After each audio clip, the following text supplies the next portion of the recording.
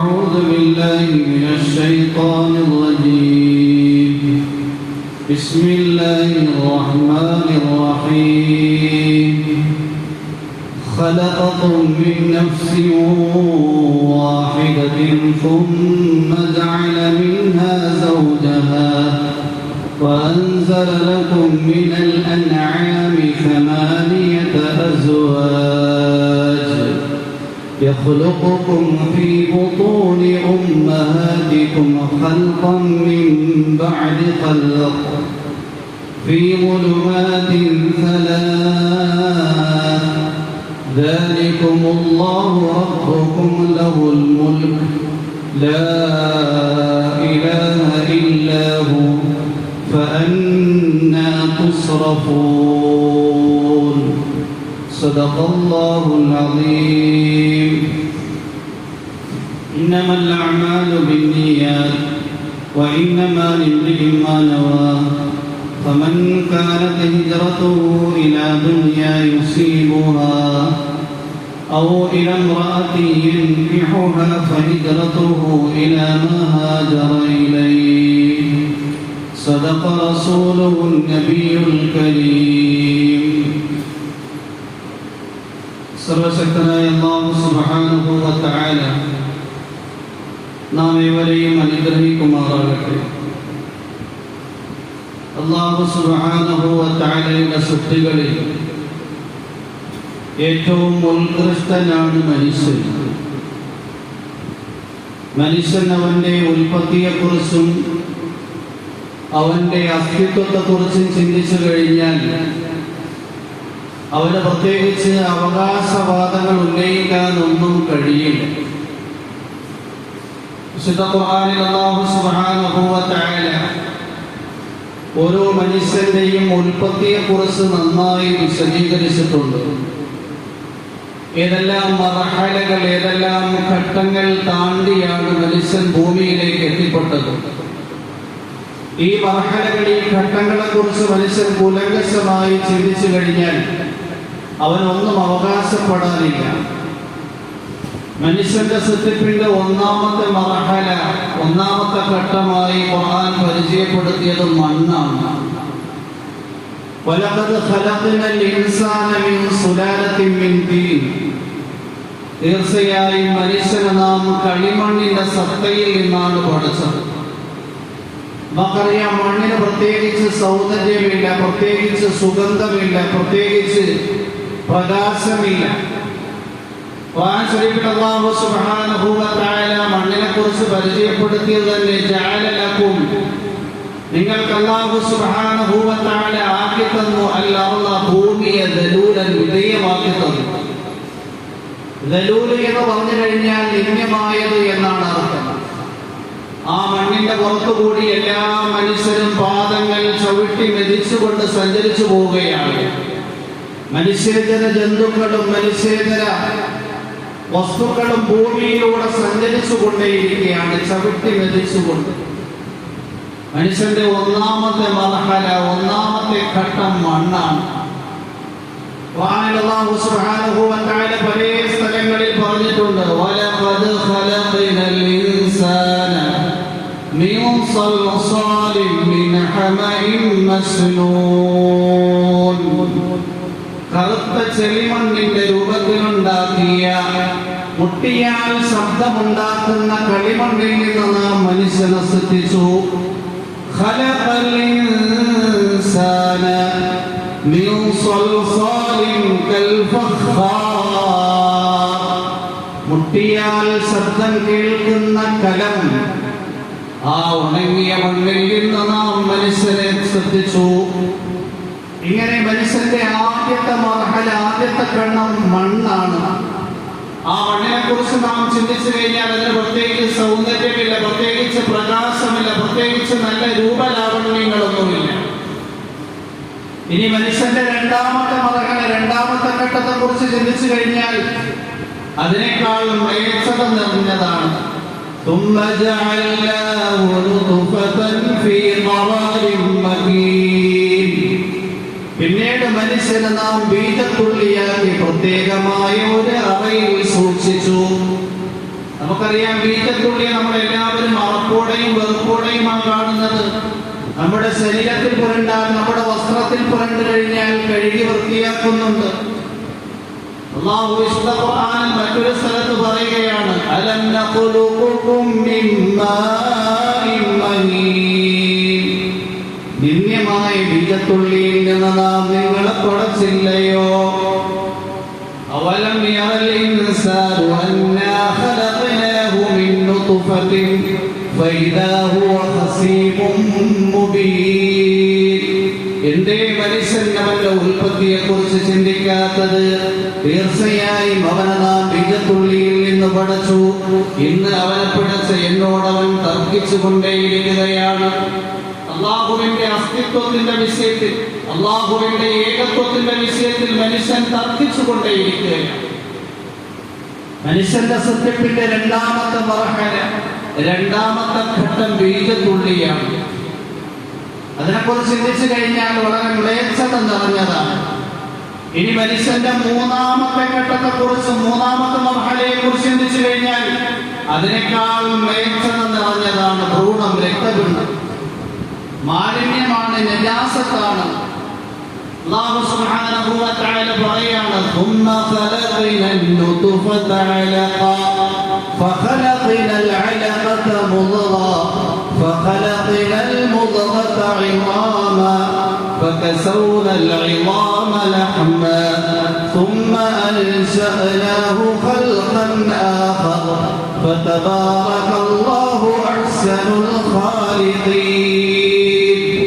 ثم خلقنا النطفة علقة, പിന്നീട് ബീജത്തുള്ളിയെ നാം ഭ്രൂണമായി രൂപാന്തരപ്പെടുത്തി.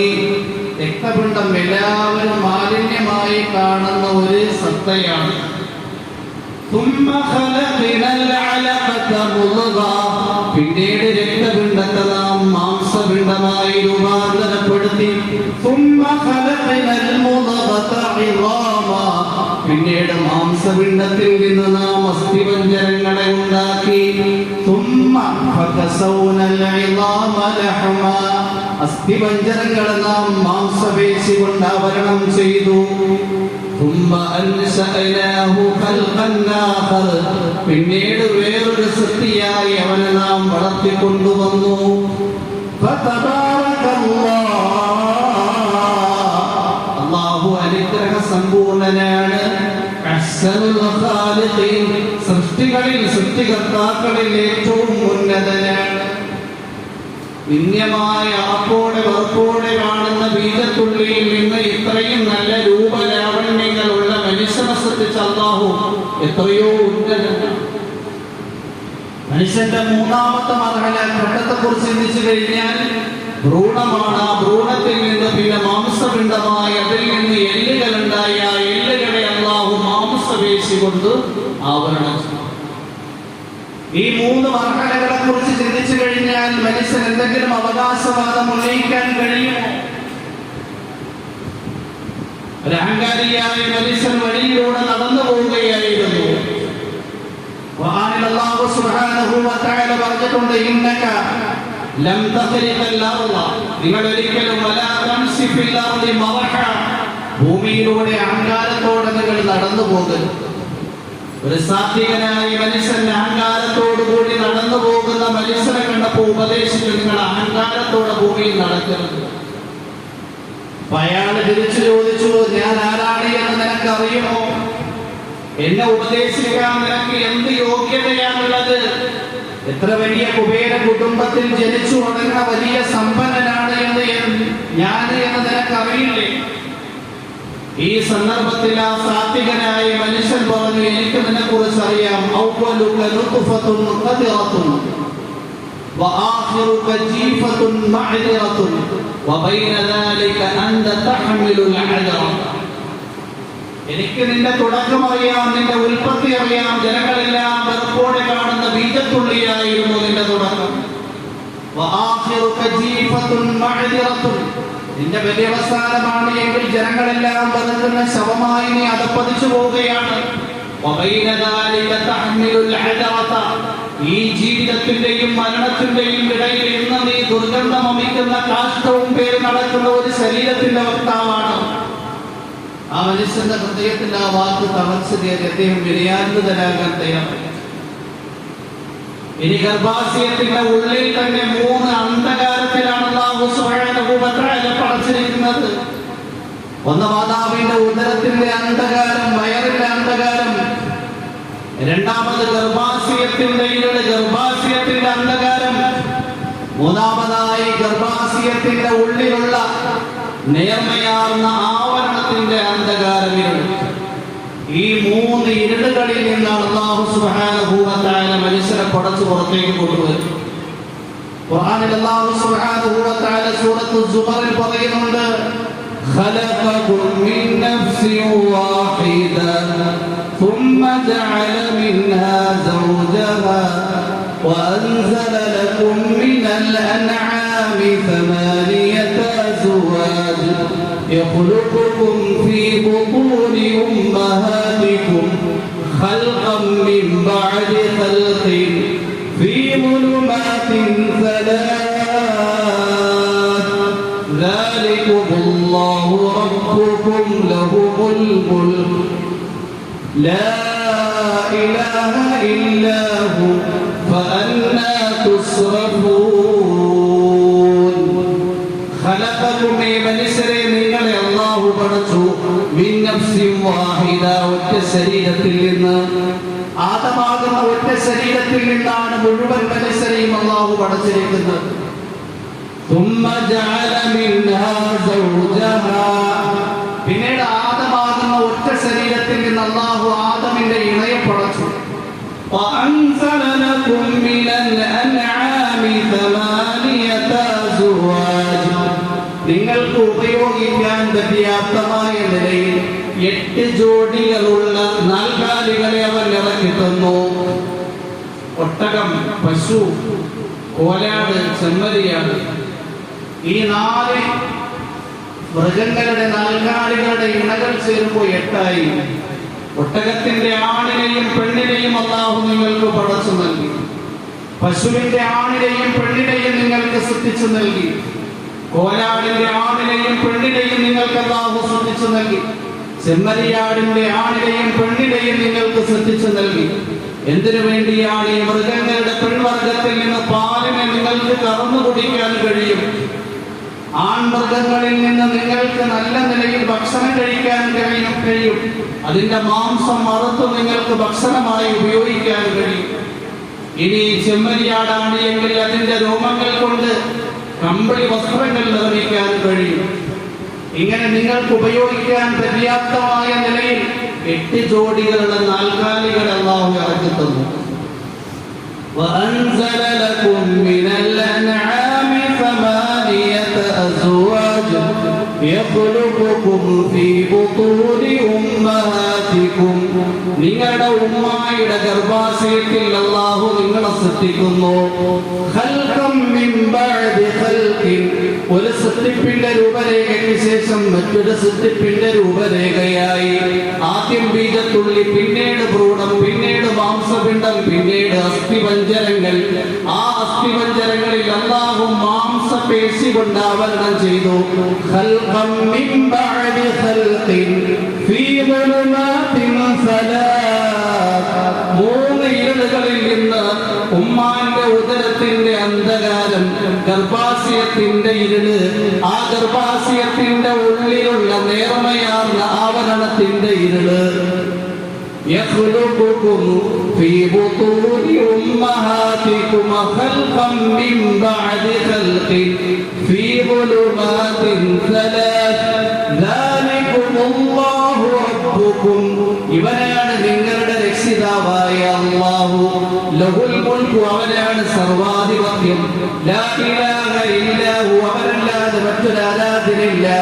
ഫഅന്നാ തുസ്റഫൂൻ പിന്നെ എങ്ങനെയാണ് ഈ സത്യത്തിൽ നിന്ന് നിങ്ങളെ തെറ്റിക്കപ്പെടുന്നത്? നിങ്ങൾക്ക് ഉൽപ്പത്തി നൽകിയവൻ, നിങ്ങൾക്ക് അസ്തിത്വം നൽകിയവൻ, ഇല്ലായ്മയിൽ നിന്ന് നിങ്ങളെ പടച്ചവൻ, നിസാരമായ ബീജത്തുള്ളിയിൽ നിന്ന് ഉമ്മാന്റെ ഉദരത്തിൽ നിന്ന് നിങ്ങളെ പടച്ചവൻ, ഈ അല്ലാഹുവിൽ നിന്ന് നിങ്ങൾ എങ്ങോട്ടാ ഓടുന്നു? മനുഷ്യൻ അവന്റെ ഉൽപ്പത്തിയെ കുറിച്ച് ചിന്തിക്കുകയാണ് എങ്കിൽ അവൻ ഈ ഭൂമിയിൽ ഒന്നും അവകാശപ്പെടാനില്ല.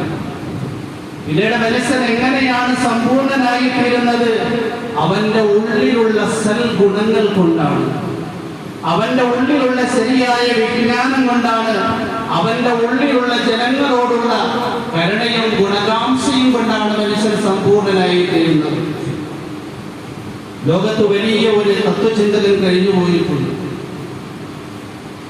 സുഖറാത്ത് എന്നാണ് അറബിയിൽ അദ്ദേഹത്തിന് അറിയപ്പെടുന്നത്. സ്കൂളുകളിലും ഭൗതിക കലാലയങ്ങളിലും അദ്ദേഹത്തിനെ പഠിപ്പിക്കപ്പെടുന്നത് സോക്രട്ടീസ് എന്നാണ് അദ്ദേഹത്തിന്റെ പേര്. BC 470 അദ്ദേഹം ജനിക്കുന്നത്. പാശ്ചാത്യ ചിന്തയുടെ സ്ഥാപകനായിട്ടും ഏതൻസിലെ തത്വചിന്തകനായിട്ടുമാണ് സോക്രട്ടീസ് അറിയപ്പെടുന്നത്. വൈദ്യശാസ്ത്രത്തിന്റെ സ്ഥാപകനായിട്ടാണ് അദ്ദേഹത്തിന് അറിയപ്പെടുന്നത്. വൈദ്യശാസ്ത്രത്തിന്റെ വലിയ പണ്ഡിതനായിട്ടുമാണ് സോക്രട്ടീസിനെ അറിയപ്പെടുന്നത്. അദ്ദേഹത്തിന്റെ ജീവിതം പരിശോധിച്ചു കഴിഞ്ഞാൽ അദ്ദേഹം മലമ്പ്രദേശങ്ങളിലേക്കും കാടുകളിലേക്കും വൃക്ഷങ്ങളുടെ ഇലകൾ തേടിക്കൊണ്ടുള്ള യാത്ര ചെയ്തുകൊണ്ടേയിരുന്നു. വൃക്ഷങ്ങളിൽ നിന്ന് ഇലകൾ ശേഖരിക്കുമായിരുന്നു, ആ ഇലകളിൽ നിന്ന് മരുന്ന് നിർമ്മിക്കുമായിരുന്നു, എന്നിട്ട് രോഗങ്ങൾക്ക് പരീക്ഷിച്ചു നോക്കുമായിരുന്നു. ഇങ്ങനെ ധാരാളം ഇലകളിൽ നിന്ന് വ്യത്യസ്തമായ പച്ചില മരുന്നുകൾ ലോകത്ത് ആദ്യമായി നിർമ്മിച്ചത് സോക്രട്ടീസ് എന്ന് പറയുന്ന തത്വചിന്തകനാണ്. അദ്ദേഹത്തിന്റെ ജീവിതം പരിശോധിച്ചു കഴിഞ്ഞാൽ ഒരു ദർവേശിനെ പോലെയായിരുന്നു. ചെരുപ്പ് ധരിക്കാതെ അദ്ദേഹം മലമ്പ്രദേശങ്ങളിലും മലയോരങ്ങളിലും യാത്ര ചെയ്ത് ധാരാളം വൃക്ഷങ്ങളിൽ നിന്നുള്ള ഇലകൾ ശേഖരിച്ച് ഇതിൽ ഏത് രോഗത്തിനാണ് ശമനിയുള്ളത്, ഇതിന് ഈ വൃക്ഷത്തിന്റെ ഇലയിൽ ഏത് രോഗത്തിനാണ് മരുന്നുള്ളത് എന്ന് അന്വേഷിച്ചുകൊണ്ട് അദ്ദേഹം വലിയ കഠിനാധ്വാനം ചെയ്തു. ഒരിക്കൽ ദിവസങ്ങളോളം അദ്ദേഹം വനാന്തരങ്ങളിലേക്കും മലമ്പ്രദേശങ്ങളിലേക്കും യാത്ര ചെയ്ത് മടങ്ങി വന്ന് ക്ഷീണിതനായി ഒരു വഴിയോരത്ത് വിശ്രമിക്കുകയായിരുന്നു. ആ രാജ്യം ഭരിച്ചിരുന്ന ചക്രവർത്തിയും പരിവാരങ്ങളും യാത്ര ചെയ്ത് വരികയായിരുന്നു.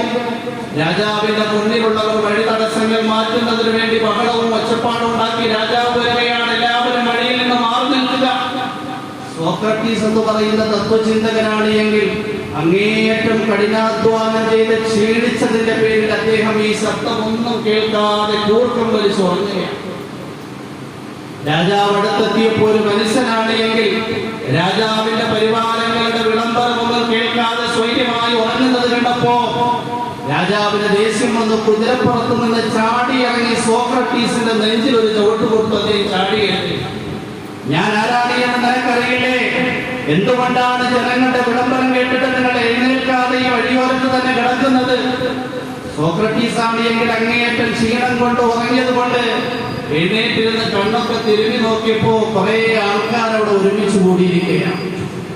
രാജാവ് വീണ്ടും കർഷിച്ചു, ഞാൻ ആരാണ് എന്ന് നിനക്കറിയില്ലേ? സോക്രട്ടീസ് കണ്ണൊക്കെ തിരുമ്പിയിട്ട് പറഞ്ഞു, എനിക്ക് മനസ്സിലായി, വനാന്തരത്തിൽ നിന്ന് ഏതോ ഹിംസ്ര ജന്തു ഭൂമിയിലേക്ക് ഇറങ്ങിയിരിക്കുക. കാരണം ഹിംസ്ര ജന്തുക്കളാണ് പ്രതിപക്ഷ ബഹുമാനമില്ലാതെ അവിടെയും ഇവിടെയും കിടക്കുന്ന മനുഷ്യരെയും മറ്റു വസ്തുക്കളെയും ചവിട്ടി മരിച്ചുകൊണ്ട് യാത്ര ചെയ്തത്. നിങ്ങളിപ്പോ എന്റെ നെഞ്ചിനെ ചവിട്ടി മരിച്ചുകൊണ്ട് യാത്ര ചെയ്യാൻ ഉദ്ദേശിച്ചിരിക്കുകയാണ്. രാജാവിന് വീണ്ടും ദേഷ്യം മൂർച്ഛിച്ചു. ഞാൻ ആരാണ് എന്ന് നിനക്കറിയില്ല, ഈ രാജ്യം ഭരിക്കുന്ന ചക്രവർത്തിയാണ് ഞാൻ. എന്റെ കീഴിൽ ഇത്രയും വലിയ കോട്ടകൊത്തളങ്ങളുണ്ട്. എന്റെ കീഴിലാണെങ്കിൽ മനോഹരമായ രാജകൊട്ടാരമുണ്ട്. ആ രാജകൊട്ടാരത്തിലാണെങ്കിൽ അലങ്കരിക്കപ്പെട്ടിരിക്കുന്ന സിംഹാസനമുണ്ട്. എനിക്ക് ധരിക്കാനാണെങ്കിൽ മേൽത്തരം രാജകീയമായ കോട്ടുകളുണ്ട്. ഞാൻ തലയിൽ വയ്ക്കുന്ന അമൂല്യമായ കിരീടമുണ്ട്. ഇത്രയും ഉയർന്ന ഒരു വ്യക്തിത്വത്തിന്റെ ഉടമയാണ് ഞാൻ എന്ന് നിനക്കറിയില്ലേ? സോക്രട്ടീസ് രാജാവിനോട് ചോദിച്ചു, മഹാനായ ചക്രവർത്തി, നിങ്ങൾ ഈ പറയുന്ന കാര്യങ്ങളൊന്നും നിങ്ങളുടെ പൂർണ്ണതയുടെ അടയാളങ്ങളല്ല. കാരണം നിങ്ങൾ പറഞ്ഞ കാര്യങ്ങളൊക്കെ നിങ്ങളുടെ കാര്യത്തിലുള്ള കാര്യമാണ്, നിങ്ങളുടെ പുറത്തുള്ള കാര്യമാണ്. ഇതൊന്നും നിങ്ങളുടെ ഉള്ളിലുള്ള കാര്യമല്ല. ഇതൊക്കെ നിങ്ങളിലേക്ക് വന്നു ചേർന്നതാണ്. ഇന്നല്ലെങ്കിൽ നാളെ നിങ്ങൾക്ക് ഇത് നഷ്ടപ്പെട്ടു പോകാം. നിങ്ങളിത് പൂർണ്ണതയുടെ അടയാളമായി നിങ്ങൾക്ക് നിശ്ചയിച്ചു കഴിഞ്ഞാൽ ഈ സിംഹാസനവും രാജകൊട്ടാരവും ഈ രാജകൊട്ടാരത്തിലുള്ള മുഴുവൻ സംവിധാനങ്ങളും കിരീടവും നഷ്ടപ്പെട്ടു പോകുമ്പോൾ നിങ്ങൾ അപൂർണനാകേണ്ടി വരും. ഇനി നിങ്ങളുടെ ഉള്ളിലുള്ള വിജ്ഞാനം കൊണ്ടും നിങ്ങളുടെ ജീവിതത്തിലുള്ള സുഹൃത്തുക്കൾ കൊണ്ടും നിങ്ങൾ ജനങ്ങൾക്ക് ചെയ്യുന്ന സേവനം കൊണ്ടുമാണ് നിങ്ങൾ സമ്പൂർണ്ണതയെ ബാധിക്കുന്നത് എങ്കിൽ നിങ്ങൾ രാജകീയമായ ഈ സിംഹാസനത്തിൽ നിന്ന് മാറ്റപ്പെട്ടാലും ആ പൂർണ്ണത നിങ്ങളിൽ തന്നെ ഉണ്ടാകും. യഥാർത്ഥത്തിൽ മുസ്ലിമീങ്ങളെന്ന് അവകാശപ്പെടുന്ന നമ്മളും മനുഷ്യന്റെ പൂർണ്ണതയായി മനസ്സിലാക്കുന്നത് വ്യക്തിപരമായി എനിക്ക് ഭൗതികമായ കുറെ വസ്തുക്കൾ ഒരുമിച്ച് കൂടിയാൽ ഞാൻ ജനങ്ങളുടെ ഇടയിൽ അംഗീകാരമുള്ളയാളായിത്തീരും. അക്ഷരക്കൂട്ടങ്ങളുടെ ഡിഗ്രി എന്റെ മക്കൾക്ക് നേടിക്കൊടുത്തു കഴിഞ്ഞാൽ അവർക്ക് സമൂഹത്തിന്റെ ഇടയിൽ വലിയ അംഗീകാരമുണ്ടായിത്തീരും. അമ്പലച്ചുണ്ടനികളായി മണിസൗധങ്ങൾ കെട്ടിയുയർത്തി കഴിഞ്ഞാൽ ജനങ്ങളുടെ ഇടയിൽ വലിയ അംഗീകാരവും ബഹുമാനവും കിട്ടും. മേൽത്തരം വാഹനങ്ങളിൽ യാത്ര ചെയ്തു കഴിഞ്ഞാൽ ജനങ്ങളൊക്കെ എന്നെ ബഹുമാനിക്കും. ഹൃദയം കൊണ്ട് ആരെങ്കിലും ഭൗതികമായ വസ്തുക്കളുള്ളവരെ ആദരിക്കാറുണ്ടോ? ചരിത്രത്തിൽ എത്രയോ ഭൗതികമായ വസ്തുക്കളുള്ളവർ കഴിഞ്ഞു പോയിട്ടുണ്ട്. എത്രയോ നേതാക്കന്മാരും രാജാക്കന്മാരും കഴിഞ്ഞു പോയിട്ടുണ്ട്. ഇന്നും ലോകത്തിൽ എത്രയോ നേതാക്കന്മാരും ഭൗതികമായ വസ്തുക്കളുടെ അതിപ്രസരത്തിൽ വിരാജിക്കുന്ന മനുഷ്യരും ജീവിക്കുന്നുണ്ട്. മനുഷ്യന്റെ മനസ്സുകളിൽ അവരോട് ആദരവുണ്ടാകുന്നില്ല. ആദരവിന്റെയും ബഹുമാനത്തിന്റെയും അടിസ്ഥാനം മനുഷ്യന്റെ ഉൽപ്പത്തിയല്ല, അവന്റെ അസ്തിത്വമല്ല, അവൻ ഒരുമിച്ച് കൂട്ടി വച്ചിരിക്കുന്ന ഭൗതികമായ വസ്തുക്കളുമല്ല, നേരെ മറിച്ച് അവന്റെ ഉള്ളിലുള്ള ഗുണങ്ങളാണ്. മനുഷ്യന്റെ സൂറത്ത് രൂപത്തിന്റെ പേരിലല്ല അവൻ പൂർണ്ണനായിത്തീരുന്നത്. അവൻ സുന്ദരനായതിന്റെ പേരിൽ, വെളുത്ത നിറമുള്ളവനായതിന്റെ പേരിൽ, ആരോഗ്യമുള്ള ഗാത്രനായതിന്റെ പേരിൽ അല്ല മനുഷ്യൻ പൂർണ്ണനായിത്തീരുന്നത്. നേരെ മറിച്ച് സീറത്തിലൂടെ മനുഷ്യൻ ഒരു ചരിത്ര പുരുഷനായി തീരണം. നമ്മൾ മരിച്ചു കഴിഞ്ഞാലും ലോകത്തുള്ള ജനങ്ങൾ നമ്മുടെ ചരിത്രം എഴുതണം. ആ നിലയിൽ ഉയർന്ന വിജ്ഞാനത്തിന്റെയും ഉയർന്ന സൽഗുണങ്ങളുടെയും പ്രതീകമായി തീരണം നാം.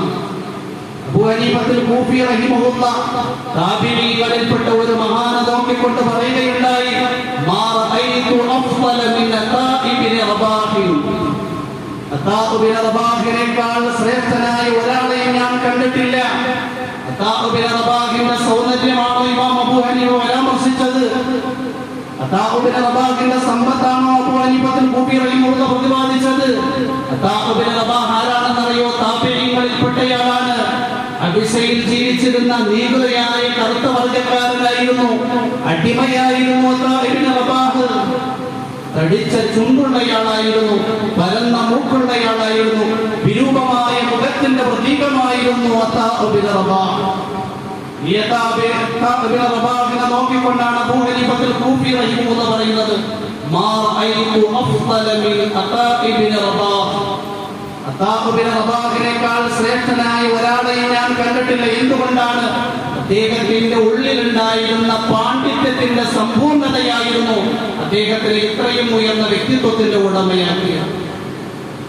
അല്ലാഹുവിന്റെ പ്രവാചകന്റെ കൂട്ടത്തിൽ കഴിഞ്ഞുകൂടിയ സഹാബിയായിരുന്നു ബിലാൽ ഹബശി.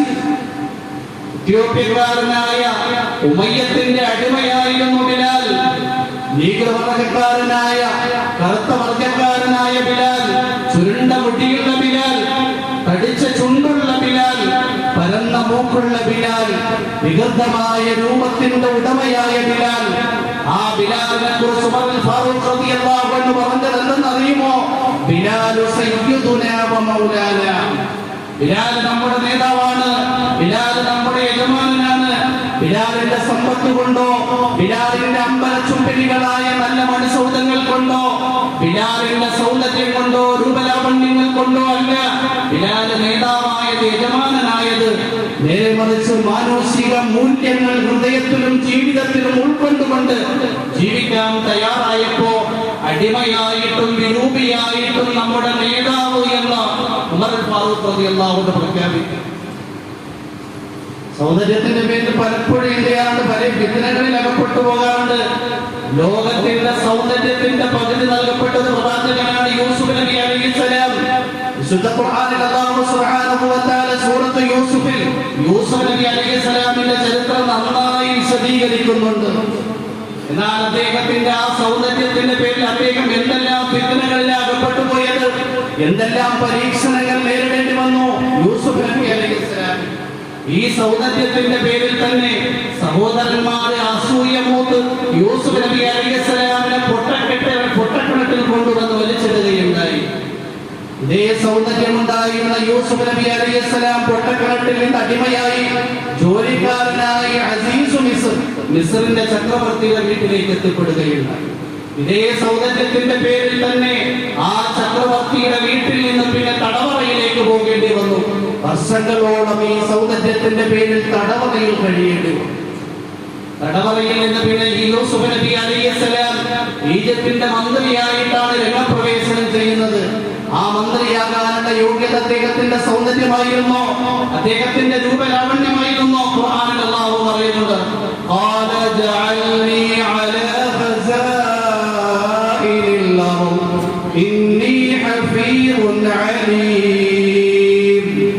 യൂസുഫ് നബി അലൈഹിസ്സലാം ഈജിപ്തിന്റെ ചക്രവർത്തിയോട് പറഞ്ഞു, ഇജ്അൽനി അലാ ഖസാഇനിൽ അർദ്, ഈ രാജ്യത്തിന്റെ കൊട്ടാരത്തിന്റെ ഖജനാവിന്റെ സൂക്ഷിപ്പുകാരനായി എന്നെ തീരുമാനിക്കുക, ഖജാൻജിയായി എന്നെ നിങ്ങൾ നിശ്ചയിക്കുക. എന്തുകൊണ്ടാ? ഇന്നി ഹസീനുൻ ജമീൽ, ഞാൻ നല്ല സുന്ദരനാണ്, നല്ല രൂപലാവണ്യമുള്ളതാണെന്നാണ് പറഞ്ഞത്.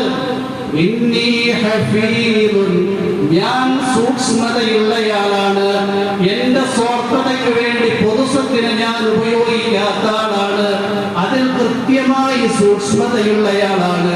അലീം, അതിനെ എങ്ങനെയാണ് ഉപയോഗിക്കേണ്ടത് എന്ന ധാരണയും വിവരവും ഉള്ളയാളാണ് ഞാൻ. യഥാർത്ഥത്തിൽ സമ്പൂർണത ഒരു രാജ്യത്തിന്റെ രാജകൊട്ടാരത്തിന്റെ ഖജനാവിന്റെ സൂക്ഷിപ്പുകാരനാകാനുള്ള യോഗ്യത അദ്ദേഹത്തിന്റെ സൂറത്തായിരുന്നില്ല, അദ്ദേഹത്തിന്റെ സീറത്തായിരുന്നു. അതുകൊണ്ട് നമ്മൾ ഓരോരുത്തരും നമ്മുടെ ഹൃദയത്തിലും നമ്മുടെ ജീവിതത്തിലും ഇസ്ലാമിക ഗുണങ്ങളുള്ളവരാക്കിയിട്ടുണ്ട്. ശരിയായ അറിവുണ്ടാകണം, ശരിയായ സുഗന്ധങ്ങൾ ഉണ്ടാകണം, ശരിയായ സൽ സ്വഭാവം ഉണ്ടാകണം. ജലാലുദ്ദീൻ റൂമി റഹിമഹുല്ല അദ്ദേഹത്തിന്റെ മദ്നബിയിൽ ഒരു കഥയെന്നു, സാങ്കല്പിക കഥയാകാം, യാഥാർത്ഥ്യമാണ്. റോമക്കാരും ചൈനക്കാരും തമ്മിൽ വലിയ ഒരു യുദ്ധം നടക്കാൻ വേണ്ടി പോവുകയാണ്. യുദ്ധത്തിനുള്ള കാരണം എന്താണ്? എന്നും ഭൗതികമായ വസ്തുക്കൾ കൊണ്ടാണല്ലോ പോരടിക്കുന്നത്. ഞാനാണ് ഏറ്റവും വലിയ ആണവ കലാലയത്തിന്റെ ഉടമ എന്ന് പറഞ്ഞുകൊണ്ട് ഒരു രാജ്യം, മറ്റൊരു രാജ്യം പറഞ്ഞു ഞാനാണ് ഏറ്റവും വലിയ ആണവ കലാലയത്തിന്റെ ഉടമ. ആണവായുധങ്ങളുടെ ഉപയോഗം എനിക്കാണ് നന്നായി അറിയുന്നത്, ഏറ്റവും വലിയ ആണവ ശേഖരം എനിക്കാ ഉള്ളത് എന്ന് പറഞ്ഞുകൊണ്ടാണല്ലോ രാജ്യങ്ങൾ പരസ്പരം മത്സരിക്കുകയും പോരടിക്കുകയും ചെയ്യുന്നത്. അന്നും അവരവരുടെ സാമർത്ഥ്യവും കഴിവും ഉപയോഗിച്ചുകൊണ്ടാണ് മത്സരിക്കാൻ തയ്യാറായത്. ചൈനക്കാർ പറഞ്ഞു ലോകത്തെ ഏറ്റവും നല്ല ശില്പ നിർമ്മാതാക്കൾ നമ്മളാണ്, ഏറ്റവും നല്ല ചിത്രവേലക്കാർ നമ്മളാണ്.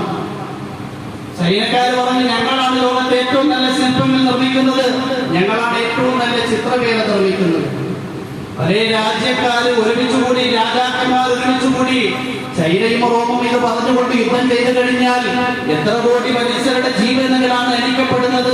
രണ്ട് രാജ്യങ്ങളുടെയും നേതാക്കന്മാരെയും രാജാക്കന്മാരെയും ഒരുമിച്ച് കൂട്ടിക്കൊണ്ട് സന്ധി സംഭാഷണത്തിലൂടെ ഒരു തീരുമാനത്തിൽ അങ്ങനെ രണ്ട് രാജ്യത്തിലെയും രാജാക്കന്മാരെയും മന്ത്രിമാരെയും നേതാക്കന്മാരെയും വിളിപ്പിച്ചു. സന്ധ്യസംഭാഷണത്തിന് വേണ്ടി നിശ്ചയിക്കപ്പെട്ട ബുദ്ധിമാന്റെ മുന്നിൽ ചൈനക്കാർ പറഞ്ഞു ഞങ്ങളാണ് ഏറ്റവും വലിയ ശില്പ നിർമ്മാതാക്കൾ, ഞങ്ങളാണ് ഏറ്റവും വലിയ ചിത്രകല ഉണ്ടാക്കുന്നവർ. റോമക്കാർ പറഞ്ഞു അങ്ങനെയല്ല, ഞങ്ങളാണ് ഏറ്റവും നല്ല ശില്പങ്ങൾ നിർമ്മിക്കുന്ന ആൾക്കാർ, ഞങ്ങളാണ് ചിത്രവേലയിൽ അഗ്രഗണ്യന്മാർ. ബുദ്ധിമാൻ വലിയ ഒരു ഹാളുണ്ടാക്കി, എന്നിട്ട് അതിന്റെ ഇടയിൽ ഒരു കർട്ടനുണ്ടാക്കി. ചൈനക്കാരോട് ഒരു ഭാഗത്തിരുന്ന് നിങ്ങളുടെ ശില്പങ്ങളും നിങ്ങളുടെ ചിത്രവേലകളും നിർമ്മിക്കാൻ വേണ്ടി ആവശ്യപ്പെട്ടു. റോമക്കാരോട് മതിലിന്റെ ഇപ്പുറത്തിരുന്ന് നിങ്ങളും നിങ്ങളുടെ ശില്പങ്ങൾ നിർമ്മിക്കാൻ ചിത്രവേല ഉണ്ടാക്കുക. രണ്ടുപേരും കുമ്മായം ഒരുമിച്ച് കൂട്ടി. ചൈനക്കാരാണെങ്കിൽ എല്ലാ ശില്പങ്ങളും നിർമ്മിച്ചു. ആ കുമ്മായം കൊണ്ട് അവർ എല്ലാ മൃഗങ്ങളുടെയും ശില്പങ്ങൾ ഉണ്ടാക്കി, എല്ലാ വൃക്ഷങ്ങളുടെയും ശില്പങ്ങൾ ഉണ്ടാക്കി, എല്ലാ ഇലകളുടെയും പുഷ്പങ്ങളുടെയും പഴങ്ങളുടെയും ശില്പങ്ങൾ ഉണ്ടാക്കി എന്ന് മാത്രമല്ല, എല്ലാ പുഷ്പങ്ങൾക്കും എല്ലാ ഇലകൾക്കും എല്ലാ പഴങ്ങൾക്കും വേണ്ടുന്ന അതേ നിറവുകളുണ്ടാക്കി. പുറത്ത് റോമക്കാരാണെങ്കിൽ അവർ കുമ്മായം കൊണ്ട് മതിലിൽ വേച്ചു പിടിപ്പിച്ചതിനെ നന്നായി മിനുസപ്പെടുത്തിയ കുമ്മായം കൊണ്ട് നല്ല ഒരു കണ്ണാടി നിർമ്മിച്ചു. ആ കണ്ണാടിക്ക് ഗ്ലേസ് ഉണ്ടാക്കുന്നതിന് വേണ്ടി, ആ കണ്ണാടിക്ക് നല്ല ഗ്ലേസിംഗ് വരുന്നതിന് വേണ്ടി അവര് നല്ല നിലയിൽ പരിശ്രമിച്ചു. നല്ല ഒരു കണ്ണാടി ഉണ്ട്. രണ്ടുപേരുടെയും നിർമ്മാണം പൂർത്തിയായി. കർട്ടൻ മാറ്റപ്പെട്ടു. ഒരുമിച്ചു കൂടിയ ബുദ്ധിമാന്മാരും രാജാക്കന്മാരും ചിന്തകന്മാരും ആശ്ചര്യപ്പെട്ടുപോയി. രണ്ടു ഭാഗത്തും നല്ല നിലയിൽ ശില്പങ്ങൾ നിർമ്മിച്ചു വെച്ചിരിക്കുകയാണ്. രണ്ടു ഭാഗത്തും നല്ല നിലയിൽ ചിത്രകല ചെയ്തിരിക്കുകയാണ്.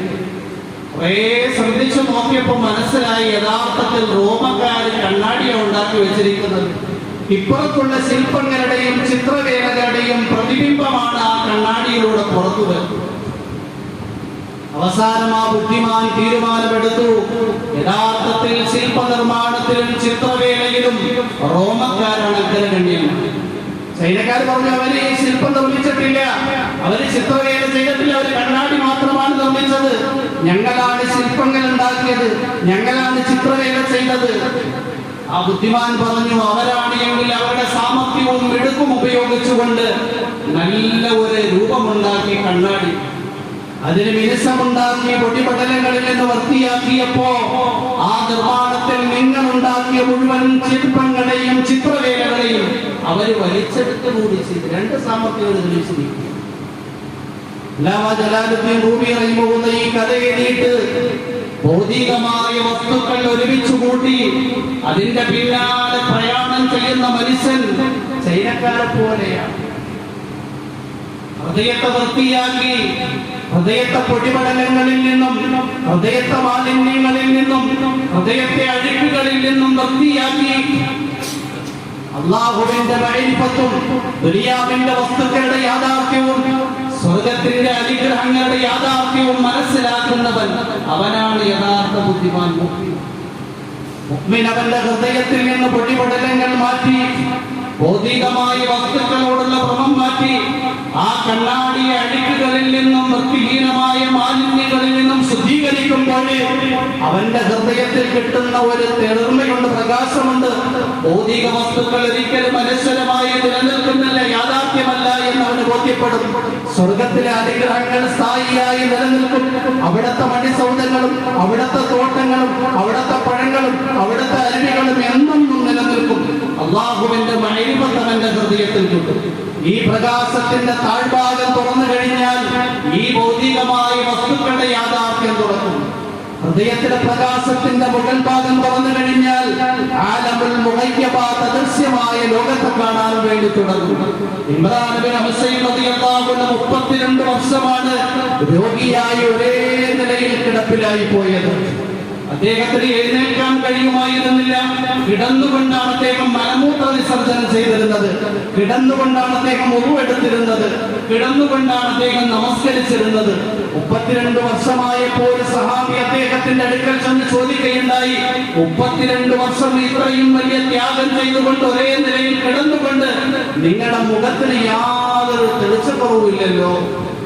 ഇമ്രാൻ ഇബ്നു ഹുസൈൻ റളിയല്ലാഹു അൻഹു പറയുകയുണ്ടായി, എന്റെ ഹൃദയത്തിൽ ഞാൻ തെളിച്ചമുണ്ടാക്കി, എന്റെ ഹൃദയത്തിലെ പൊടിപടലങ്ങൾ ഞാൻ കഴുകി വൃത്തിയാക്കി, അതുകൊണ്ട് തന്നെ ഞാൻ ആലമുൽ മുഗയ്യബാത്തിനെ കാണുന്നുണ്ട്.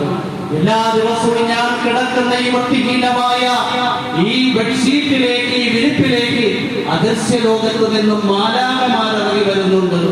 ഒരു ദിവസമല്ല, 32 വർഷവും എല്ലാ ദിവസവും എന്റെ കിടപ്പറയിലേക്ക് മലക്കുകൾ വരികയും എന്നെ മുസാഫഹ ചെയ്യുകയും ചെയ്യുന്നുണ്ട്. അവരിൽ നിന്ന് കിട്ടുന്ന ആനന്ദവും കുളിർമയും എന്റെ പരീക്ഷണങ്ങളെയും എന്റെ വേദനകളെയും എന്റെ രോഗത്തെയും എന്നെ വിസ്മരിപ്പിച്ചിരിക്കുകയാണ്.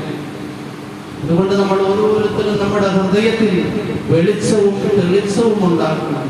ഇന്ന് ഹൃദയത്തിൽ ദീനിയായ ആൾക്കാരുടെ ഹൃദയത്തെ വരെയും ഭൗതികമായ അതിപ്രസനം വല്ലാതെ സ്വാധീനിച്ചിരിക്കുന്ന ഈ സന്ദർഭത്തിൽ നമ്മുടെ ഹൃദയത്തിൽ അല്ലാഹുവിന്റെ മഅരിഫത്ത് കൊണ്ട്, ആഖിറത്തിന്റെ ചിന്ത കൊണ്ട്, ശരിയായ വിജ്ഞാനം കൊണ്ട് ജീവിതത്തെ സുഹൃതം കൊണ്ട് ധന്യമാക്കണം. അതാണ് യഥാർത്ഥത്തിൽ മനുഷ്യന്റെ പൂർണ്ണത. അല്ലാതെ മനുഷ്യൻ ഒരിക്കലും അവന്റെ ഉൽപ്പത്തിയെ കുറിച്ച് ചിന്തിച്ചു കഴിഞ്ഞാൽ, അവന്റെ രൂപലാവണ്യങ്ങളെയും സൗന്ദര്യത്തെയും കുറിച്ച് ചിന്തിച്ചു കഴിഞ്ഞാൽ ഈ ഭൗതിക ലോകത്ത് പൂർണ്ണത അവകാശപ്പെടാൻ കഴിയും.